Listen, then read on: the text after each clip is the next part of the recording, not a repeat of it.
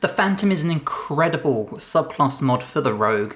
It's all about necrotic based dual sneak attacking. We'll go over it. So let's go level by level, comment on all the items you can need. So of course we start with the Rogue. This will give you dexterity and intelligence saving throw proficiencies, as well as simple weapon, hand crossbow, longsword, rapier, short sword, light armor proficiencies. When it comes to ability points, we're going to have 8 strength, 16 dexterity, 14 constitution, you could also have 16 constitution, 16 intelligence or 14, choice is yours, 10 wisdom and 10 charisma. For proficiencies, take whatever fits your roleplay, and the same will apply to your expertise.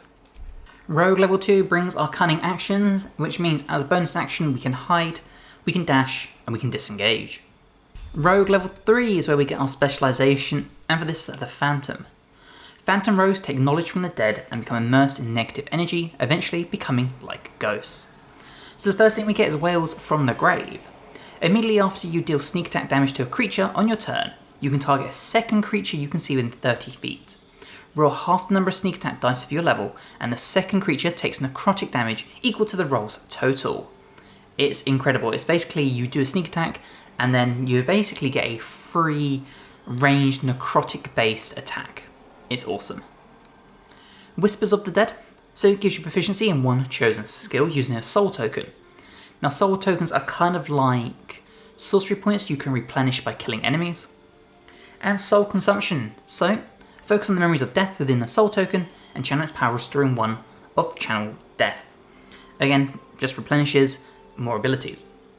Rogue level 4 brings our first feat, and for this we are going to boost our dexterity to 18.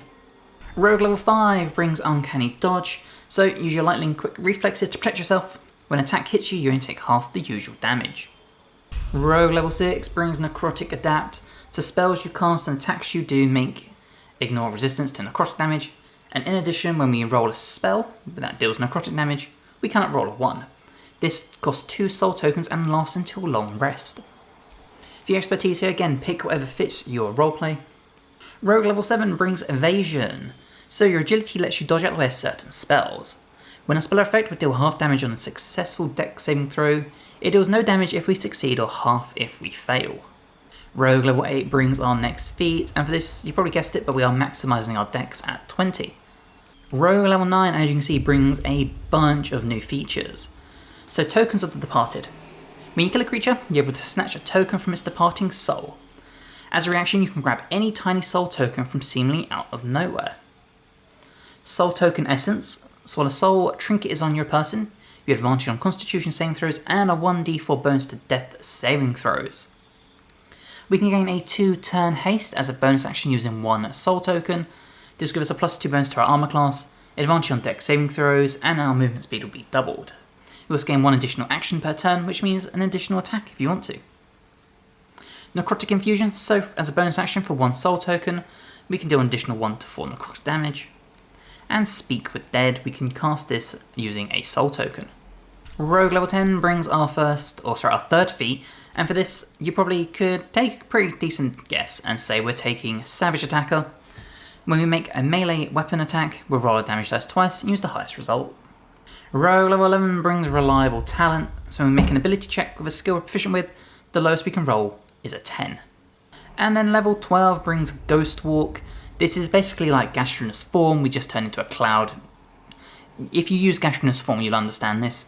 Costs a soul token, and is a really useful way of just, getting around, having an advantage on like Constitution, Dexterity and Strength saving throws, lasts until long rest.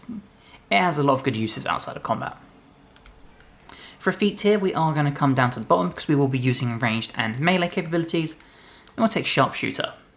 This means we won't receive penalties from high ground rolls, and ranged weapon attacks we're proficient with have -5 to our attack roll, but we can do an additional 10 solid damage.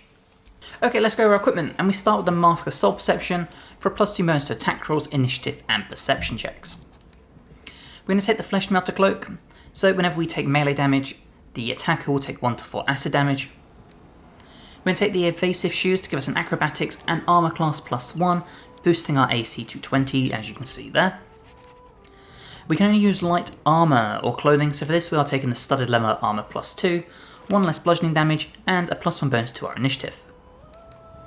When we pair this with the Stalker Gloves, again another +1 bonus to our initiative, and our sneak attacks will do an additional 1 to 4 force damage. For rings, we're going to take the Caustic Band, so we'll do an additional 2 acid damage.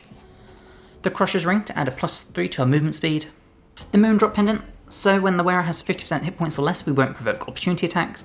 Really useful because we're not a melee sort of tank or warrior. You will take quite a few hits, and if we do, at least if we have 50% hit points less, we can run away to safety.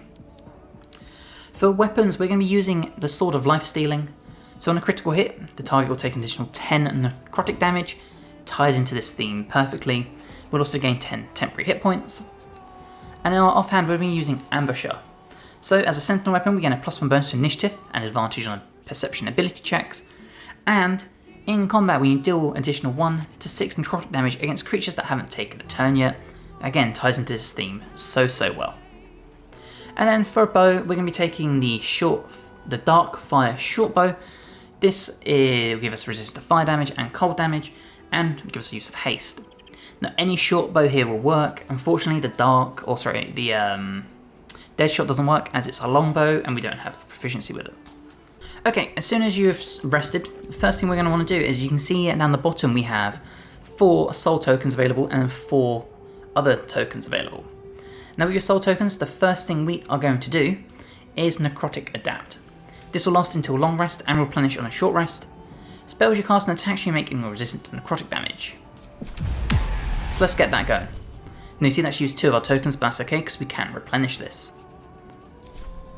So let's go find some combat and check this out. Okay, we're in the combat and you can see we're top of the turn order. Pretty unsurprising. So let's get this going. The first thing we are going to do is our bonus action Necrotic Infusion. In fact, no we won't. We're going to save that for another turn because we've got our Ambusher.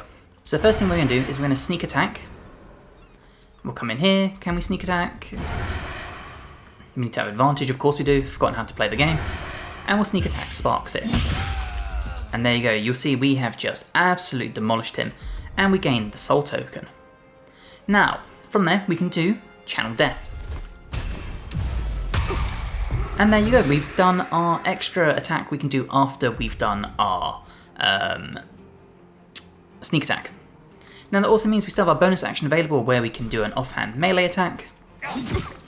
And there you go, you see we dealt additional necrotic damage because they haven't taken their turn yet. You see we avoided a nice sneak attack there as well. Okay, and once again, we can come in here. We can do a haste if we want to. So if we haste on our turn, you see we've got 1 soul token left. And from here, we can do a sneak attack on the barbarian in front of us. You see we landed a bunch of damage there. And because we've done that, once again, we can do our Wails from the Grave. We can target the enemy. Just like that. And it still means, because we're hasted, we have our opportunity to do another attack. So you could do a soul consumption if you want to. And if we did this, you'll see we regain 1 of our Channel Death charges. So you can really use haste to your advantage. You can attack with it, or you can replenish some of your abilities. You see another big sneak attack miss. And then another big miss from that enemy. You'll see we're still hasted, so once again we can come in here, we can sneak attack the enemy that we have advantage with. You'll see we landed a massive crit. Because of that, we can do our Wail of the Dead, because we still have our Channel Death charges. So we can target Skeeve again. And then because we're hasted, we can still follow up with another attack. And we could have done our bow attack, but unfortunately we had a nice big critical miss.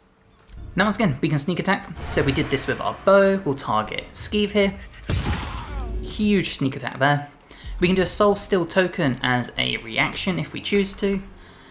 And we can Wail from the Grave again. So if we were to just say move here, we can then do our Wail of the Grave. We can target Runt here. And there you go, we can keep pumping out that damage. It also means we still have our bonus action available, so if we could have the range, we could run in here, we could attack the enemy, or we can cunning action, dash, and get nice and close, just like this. Okay, let's just show off our base attack damage if we run in here. And we land another big crit. You can see we can do some pretty hefty damage just with our singular attacks. And again, we can come in here, get some very base attack damage going, keep pumping out the base and the acid from our ring. Now you see we just got a massive crit there to end the fight, and we gain the 10 temporary hit points. Now, you'll see we've used all our soul essence, and we have one of our death charges left. If we come in here, and short rest, you'll see they don't replenish, so make sure you use them sparingly. They will run out very, very quick, as you can see. But that is the Phantom mod for Baldur's Gate 3 and the Rogue subclass, or Rogue class I should say. So I really hope you have enjoyed. If you have, make sure you check out the mod, it is pretty cool, and drop the video a like, it helps me tremendously. If you're not already, please subscribe to the channel for more. I've got more guides to Baldur's Gate, to Dragon Age, to Elden Ring, Oblivion, Expedition 33, Wu Chang Fallen Feathers, all the amazing RPGs you could ever need. And hopefully I will see you in the next one. Bye guys.